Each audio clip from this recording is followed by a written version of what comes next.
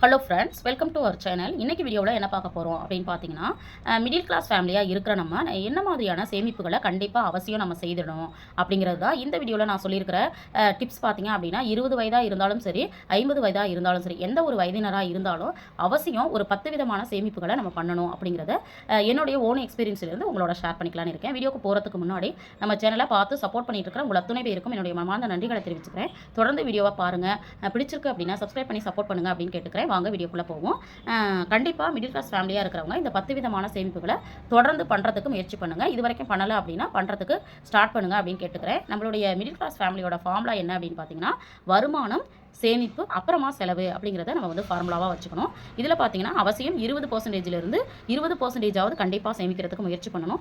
அதுக்கு மேலே உங்களால் 30%, 40%, 50% சேமிக்க முடியுதுன்னா கண்டிப்பாக சேமிங்க.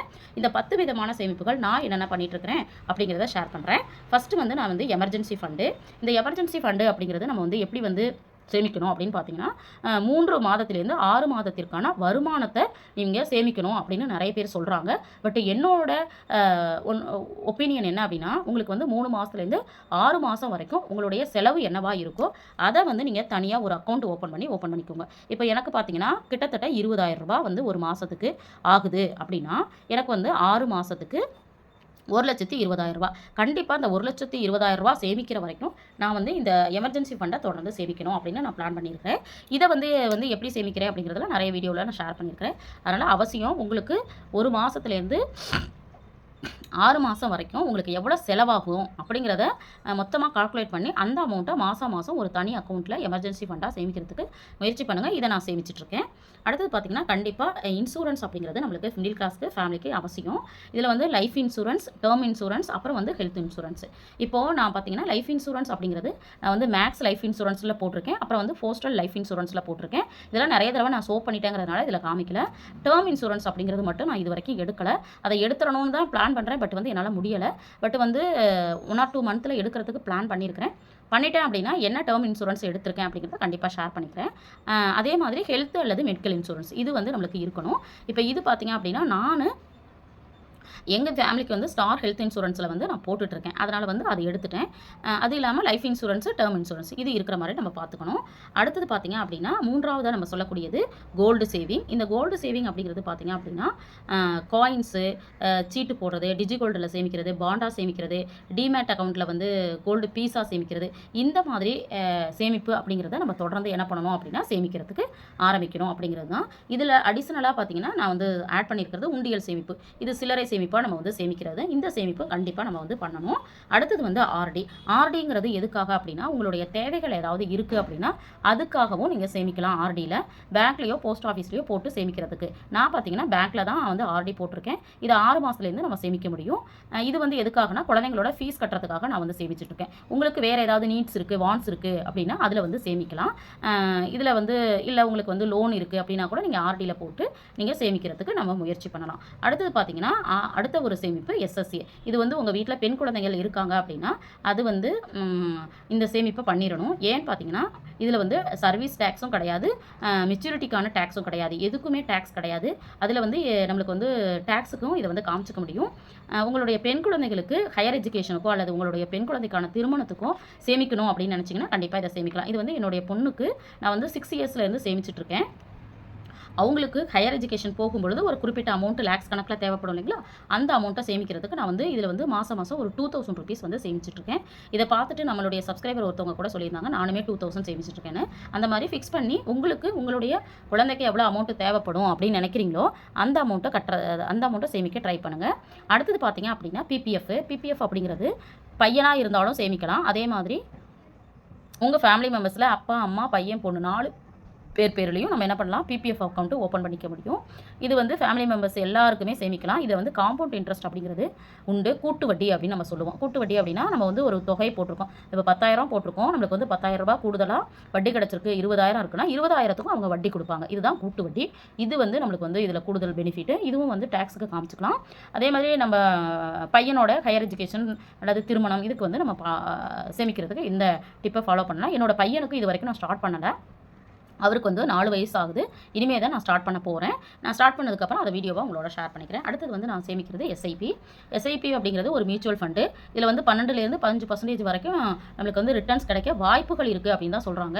ஆனால் இது வந்து ஷேர் மார்க்கெட் ஓரியன்டட் அப்படிங்கிறப்போ அது வந்து மார்க்கெட் மேலேயும் கீழேயும் போய் வரும்பொழுது நம்ம பணம் வந்து ஜீரோ ஆகிறதுக்கும் வாய்ப்பு இருக்குது. அப்படிங்கிறதுனால கொஞ்சம் அமௌண்ட் மட்டும் நான் இதில் வந்து சேவ் பண்ணிட்டு இருக்கிறேன்.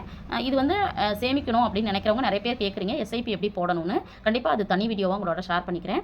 இதில் வந்து பணத்தை வந்து நீங்கள் வந்து இந்த பணம் நம்மளுக்கு போனாலும் பரவாயில்ல அப்படிங்கிற மாதிரி இருக்கிற குறைவான அமௌண்ட்டை மட்டும் போடுங்க. அதே மாதிரி ஒரு 10 வருஷத்துக்கு அப்புறம் இந்த பணம் நம்மளுக்கு தேவைப்படும் அப்படிங்கிறதுக்கு மட்டும் போடுங்க.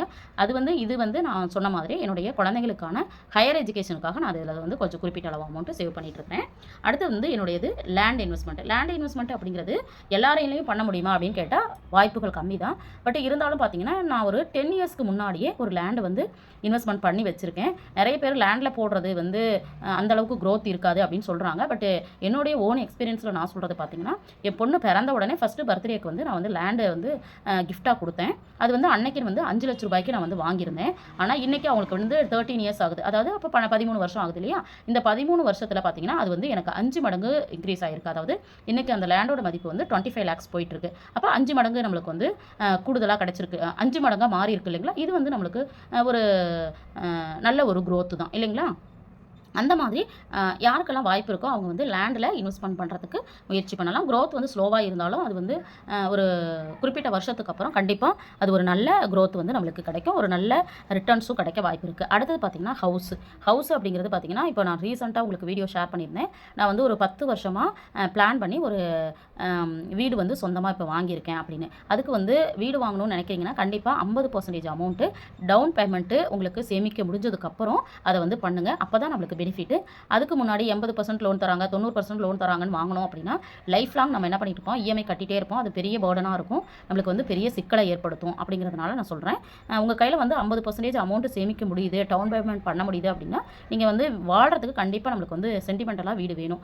நிறைய பேர் பார்க்குற வியூவர்ஸ் சொல்லுவாங்க, நீங்கள் வீட்டில் போடுற பணத்தை எஸ்ஐபியில் போடுங்க, கோல்டில் போடுங்க, வேறு எதுலையாவது இன்வெஸ்ட் பண்ணிங்கன்னா கூட உங்களுக்கு வந்து நல்ல ரிட்டர்ன்ஸ் கிடைக்கும் அப்படின்னு. கண்டிப்பாக ஒரு ஃபேமிலின்னு இருக்குது அப்படின்னா நம்மளுக்குன்னு ஒரு சொந்த வீடு அப்படிங்கிறது இருக்கணும். அதனால் அந்த சொந்த வீடு கனவை யாரும் விட்டு கொடுத்துடாதீங்க. கனவு அப்படிங்கிறத நினைவாக்குறதுக்கு என்னென்ன ஸ்டெப்ஸ் எல்லாம் ஃபாலோ பண்ணணுமோ அதை ஃபாலோ பண்ணுங்கள். ஒரு சப்ஸ்கிரைபர் கூட கேட்டிருந்தாங்க, நீங்கள் வீடு வாங்குறதுக்கு என்னென்ன டிப்ஸை வந்து ஃபாலோ பண்ணிங்க, அதே மாதிரி அந்த வீடு வாங்கும்பொழுது என்னென்ன ப்ரொசீஜர்லாம் ஃபாலோ பண்ணிங்கிறத எனக்கு வந்து டீட்டெயிலாக சொல்லுங்கன்னு கேட்டிருந்தாங்க. இதற்கான வீடியோ அடுத்தடுத்து உங்களோட ஷேர் பண்ணிக்கிறதுக்கு ட்ரை பண்ணுறேன். இதுலேயும் நீங்கள் இன்வெஸ்ட்மெண்ட் பண்ணுறதுக்கு பண்ணுங்கள். இப்போது வாய்ப்பு இருக்கிறவங்க நீங்கள் என்ன பண்ணலாம், செகண்ட் அதாவது ஒரு வீடு நீங்கள் வாங்கிட்டீங்க, அடுத்த வீடு வந்து பேசிவ் இன்கம்காக பிளான் பண்ணுறீங்க அப்படின்னா அதுவும் தப்பு கிடையாது. கண்டிப்பாக அதையுமே நீங்கள் பண்ணுறதுக்கு முயற்சி பண்ணுங்கள். அடுத்து பார்த்தீங்கன்னா 10வது பேசிவ் இன்கம், 2வது இன்கம் வர மாதிரி ஒரே ஒரு இன்கம் தான் உங்களுக்கு இருக்குது அப்படின்னா 2வது வருமானம் வருவதற்கான வாய்ப்புகளை ஏற்படுத்திக்கணும். இப்போ நான் பார்த்தீங்கன்னா யூடியூப் இன்கம் யூடியூப்பில் வந்து நான் வீடியோஸ் வந்து போட்டு அதுலேருந்து எனக்கு ஒரு 3 மாதத்துக்கு ஒரு தடவை ஒரு அமௌண்ட் வருது இல்லைங்களா, இது 2வது இன்கம். இந்த மாதிரி ஒரு 2-3 இன்கம் வர மாதிரி நம்ம சோர்ஸை வந்து கிரியேட் பண்ணிக்கணும். அதுக்கு வந்து நம்ம ஏர்ன் பண்ணும்போதே என்ன பண்ணணும், அதற்கான பிளானை வந்து நம்ம பண்ணிக்கணும். அந்த மாதிரி பேசிவ் இன்கம்க்கு என்னென்ன மாதிரியான பிளான்ஸை பண்ணலாம் அப்படிங்கிறதுக்கு நான் வந்து நிறைய பிளான்ஸ் வந்து ட்ரை பண்ணிட்டு இருக்கிறேன். அதெல்லாம் தெரிஞ்சுக்கணும் அப்படின்னா கமெண்ட்டில் சொல்லுங்கள். நான் வந்து பேசிவ் இன்கமுக்கு செகண்ட் இன்கம் வரதுக்கு என்னென்ன ஆப்பர்ச்சுனிட்டிஸ்லாம் இருக்குது, எப்படி வந்து நம்ம பிளான் பண்ணலாம் அப்படிங்கிறத நான் தனி வீடியோவாக ஷேர் பண்ணிக்கிறேன். இதில் நான் இன்னொன்று வச்சுருக்கிறது பார்த்திங்கன்னா SWP சிஸ்டமேட்டிக் வித்ட்ரால் பிளான். அதாவது நான் ஒரு அமௌண்ட் வந்து ஒரு 15 வருஷம் கட்டுறேன். 15 வருஷம் கழிச்சு எனக்கு பென்ஷன் மாதிரி ஒரு அமௌண்ட் வந்துகிட்டே இருக்கும். இதையும் வந்து நான் பேசிவ் இன்கம்காக பிளான் பண்ணியிருக்கேன். இதை 2 மட்டும் நான் இப்போ சொல்லிட்டேன். இது இல்லாமல் வேறு என்ன விதமான பேசிவ் இன்கம் ஐடியாஸ் எல்லாம் நம்ம பிளான் பண்ணலாம் அப்படிங்கிறத தனி வீடியோவாக ஷேர் பண்ணிக்கிறேன். விருப்பம் இருக்கவங்க கமெண்ட்டில் கேளுங்க, கண்டிப்பாக ஷேர் பண்ணிக்கிறேன். இந்த வீடியோவை இதோட முடிச்சுக்கிறேன். தேங்க்ஸ் ஃபார் வாட்சிங்.